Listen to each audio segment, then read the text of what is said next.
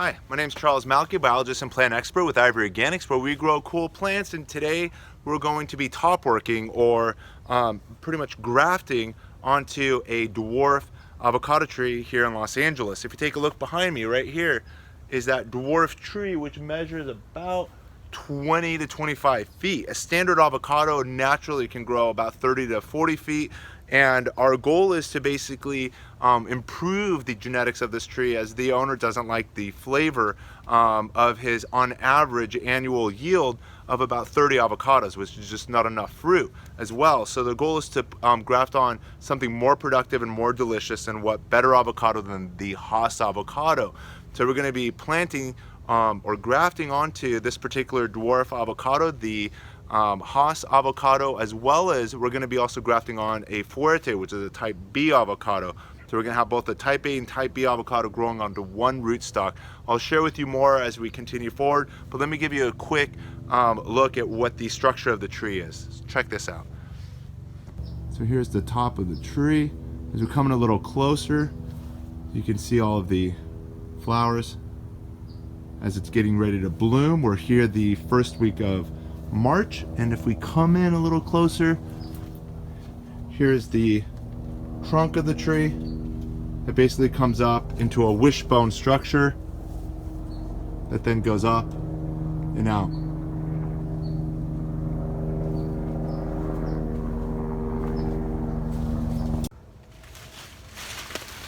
So here we are about 15 minutes later, and I hope some of you guys remember that video we published about 2 years ago about that fig tree that was about 15 to 20 feet tall, producing beautiful, delicious figs. But we wanted to introduce about another 5 additional figs to that tree, and we did it, to basically introduce hopefully some more superior qualities of figs onto that particular rootstock. What we're doing here again is we're basically trying to increase yields, and the goal is to also improve the quality of fruit. As you can see, there's that avocado behind me that we've now pruned down to about 3, maybe 3.5 feet off the ground, and now we're going to begin the grafting project. And you can see behind me here are all of the branches from that dwarf avocado tree. So let's get started. So here we are, check this out. Right here is the Fuerte avocado. We basically peeled half the bark back from the Fuerte on the side that would be connected to the rootstock, and then we opened basically a V opening onto the rootstock, and we basically press that in as tight as we can.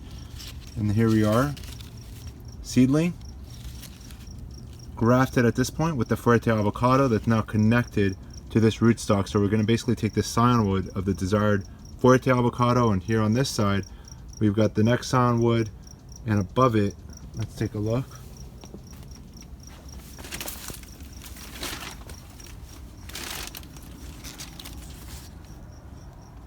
We've got this Hass avocado, again seedling, grafted at this point with the Hass avocado, and then here's the Hass avocado grafted onto and bound in place. You can see it's not even growing yet, but all the life that's in this rootstock and this entire root system is going to support this Fuerte on this side and the Hass on that side. And now we've got our type B and our type A avocado that will cross-pollinate one another. And you can see it's all resting on just one rootstock, starting at about 3 feet off the ground. So today we're here in the Hollywood Hills, and I have hopefully successfully grafted a type A and a type B avocado to an avocado rootstock of a different variety, with the hope that we're going to have the 2 types thriving and growing together, pollinating one another for maximum production of both types of avocados. The type A avocado that we've grafted is one of the most popular grown in the country, being the Hass avocado, and the type B is the second most popular, at least before the Hass avocado was popularized in the United States and across the country, is the Fuerte avocado, and that's a type B avocado, which is on this side of the plant. What we're going to do first is I'm going to remove the graft, and the graft practice that we used and utilized, and here we are now the first week of August. About 2 to 3 months ago, we did a grafting method known as the approach graft, and what we're going to do now is simply remove the rootstock of the Haas approach graft to the rootstock of the avocado rootstock that we've used. So that's what we're going to do together right now. If you want to come around this side, I'm going to go behind the tree. So here we are with the Haas avocado. This is the Haas avocado approach graft. As you can see, this is the grafted area. This is the grafted Haas, which is in its own Haas container over here. And what we're going to do today is simply remove the Haas avocado like so. And we can now pull the container away from the plant. As you can see on the container, avocado variety, says Haas right there. And you may notice that there's quite a bit of green happening around it. This is all sucker growth from the rootstock. We're going to be cleaning that up later. The next thing we're going to do is now sever. Here's the Haas. On the back side, we're going to do the Fuerte together next. So come around to the other side and we'll remove now the Fuerte avocado. So again, this here is all sucker growth that you see. Even this branch over here is some of the sucker growth. We can pull that out like so. Let me get you even closer. Remove another branch, but we're going to clean all this up towards the end. But you can see, and I want to share this with you since we're now closer, you can see here's the Fuerte avocado. Here is the container of the Fuerte. And if you come in closer, what I want to share with you is the cambium tissues, which is the underlying, the bark of both the rootstock as well as the Fuerte avocado have now joined and become one.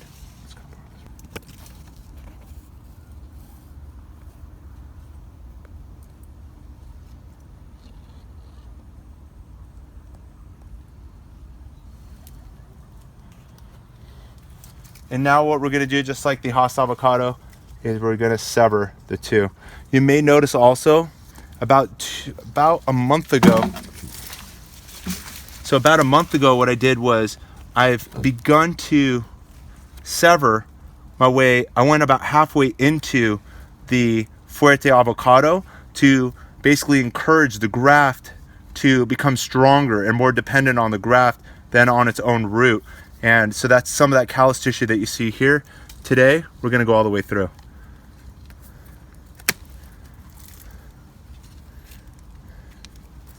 There we go. And now we're just going to separate the two from one another.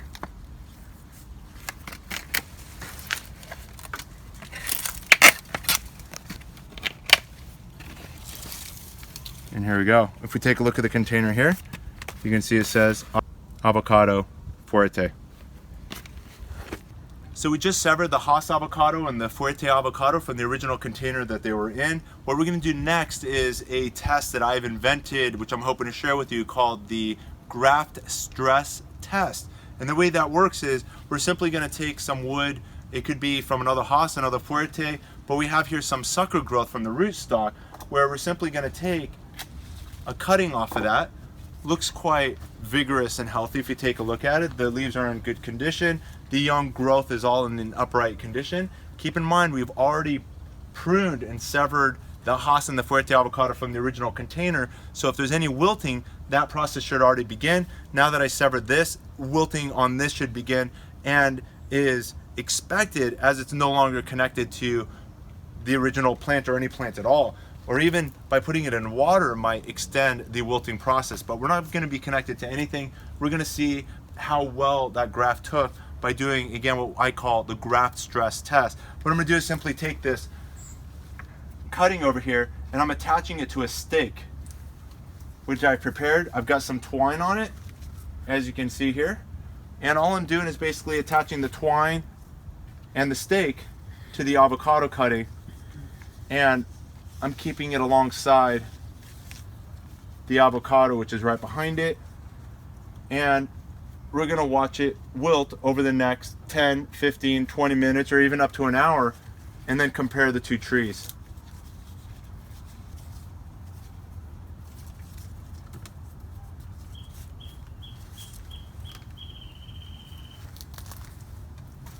And here we go. So this here is expected to wilt. My Haas and Fuerte avocados, finger crossed, will not wilt. That'll be the proof of success with our graft that we initiated about 2 to 3 months ago. So what I'm gonna do in the meantime is remove some of the suckers that are in between. I'm gonna keep a few suckers just in the event of failure of one or both of my grafts.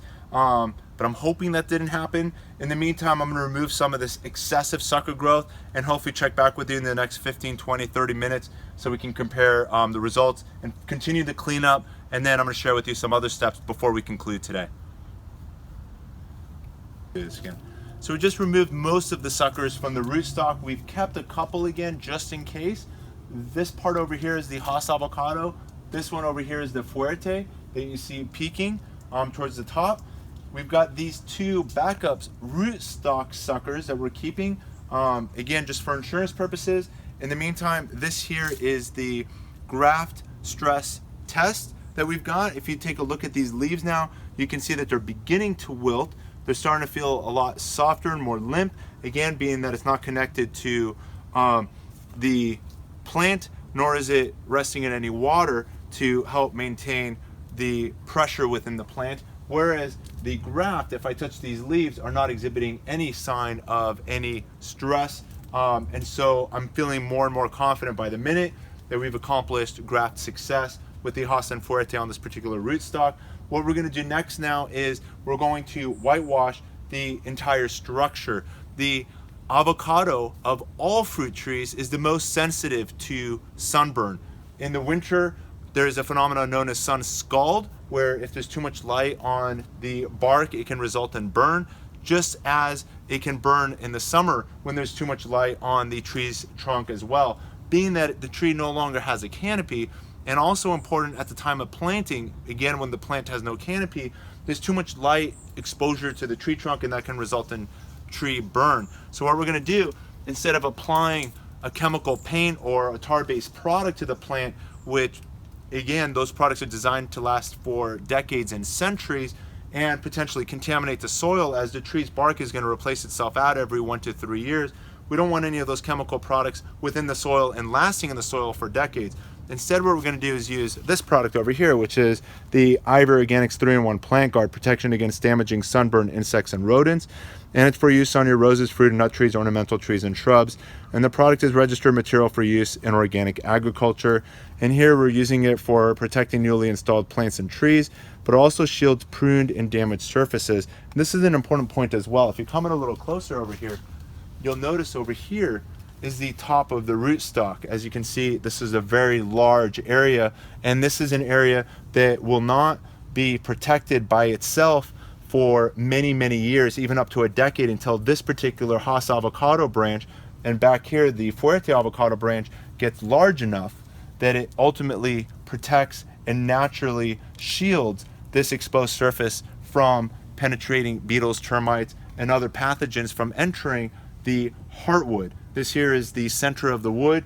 The heart of the plant I like describing as being the tree trunk and the lower branches, which we need to protect and preserve to maximize the longevity, the life, and the health of the plant for hopefully many more decades to enjoy hopefully these wonderful and delicious avocado varieties for the many more years to come. So what we're going to do now is we're going to simply take the Ivor Organics products. When it arrives, it comes in dry form. So we've got the organic base powder, and then over here we've got the bubble wrap oils, if we can open it here.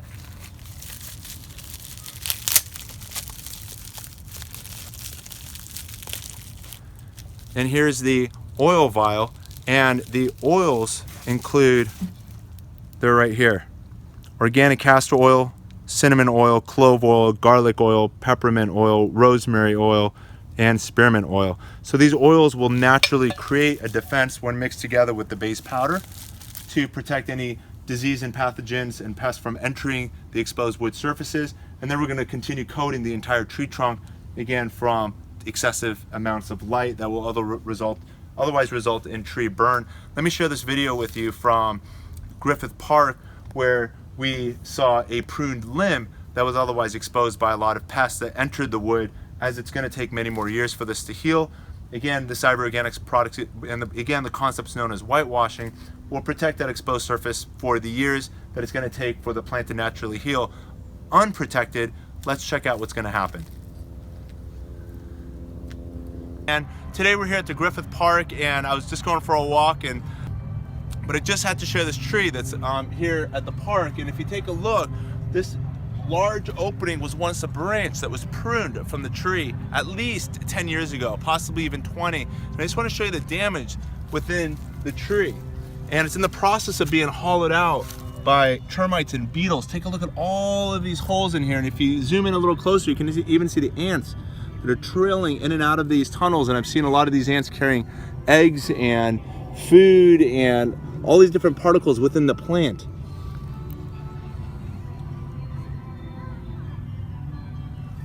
The reason I'm bringing you out here is I'm trying to share the importance of coating your plant with the Ivory Organics 3-in-1 Tree Guard paint product, and I'm going to share that with you real quick. Check this out.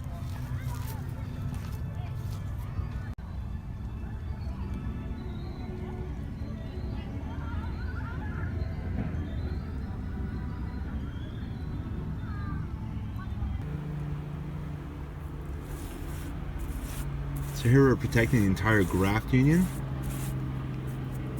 where we've pruned the approach graft. And then we're going to do the crown as well. And you can see the crack that's happening between the wood as well as the bark, and we're going to fill that in. That can be another entryway for pests. And then we're going to protect the entire surface. We just did the same right here. And then we're just going to keep working our way down like so. So we've just whitewashed the entire graft zones. We've whitewashed the pruned areas off the rootstock, which would be near the crown, as it is also known. If we did a crown graft, we would have grafted near that pruned area. And now we're going to continue whitewashing our way all the way down to the ground level, as again, the plant doesn't have a canopy to protect the underlying tree trunk. So we're going to continue whitewashing all the way down to the ground level. I'll be doing the rest of that on my own time. The other thing I want to share with you in regards to the graft stress test, being that it's been about an hour, but again, the sun's gone down. It's getting later and cooler in the day, so the wilting process is a little bit slower. But let me share with you the difference real quick.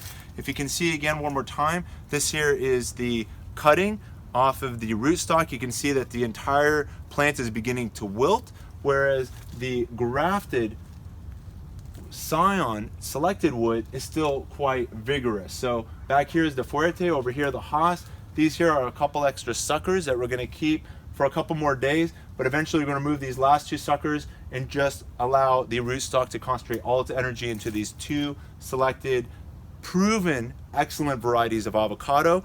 In the meantime, had one of these grafted varieties begin to wilt, as this has, I want to share with you a tip to hopefully reinvigorate that graft and help prevent it from failing. What I would do if this was the grafted wood is I would then cut the graft in half. So what I'm doing here is I'm simply cutting it down to the next nearest bud. And what I'm also going to do is cut each of the leaves in half like so. And what that's going to do is it's going to reduce the amount of water loss within the plant structure and give it a chance, if there's any successful graft unions between the scion wood and the grafted rootstock, by having less surface area, that would hopefully turn the tide towards the graft and help keep the graft alive rather than begin to dry out and ultimately fail. So this here is another helpful tip to make your graft succeed when you see failure shortly after removing the underlying pot from the approach graft method. So I hope this helps and further improves your success within your garden as well. If you found this educational moment brought to you by Ivory Organics Educational, please give us a thumbs up, and most importantly, by subscribing down below, you'll be connected to this and all of our other educational videos. And don't forget to hit that push bell notification so that you get notification of our videos as soon as they become released, so you don't miss out on them as they become published, relevant to the seasons that hopefully you're enjoying doing the same projects within your own garden as well. I want to wish you all the best. Hope you're enjoying this growing season, and I want to thank you all for watching, and happy gardening.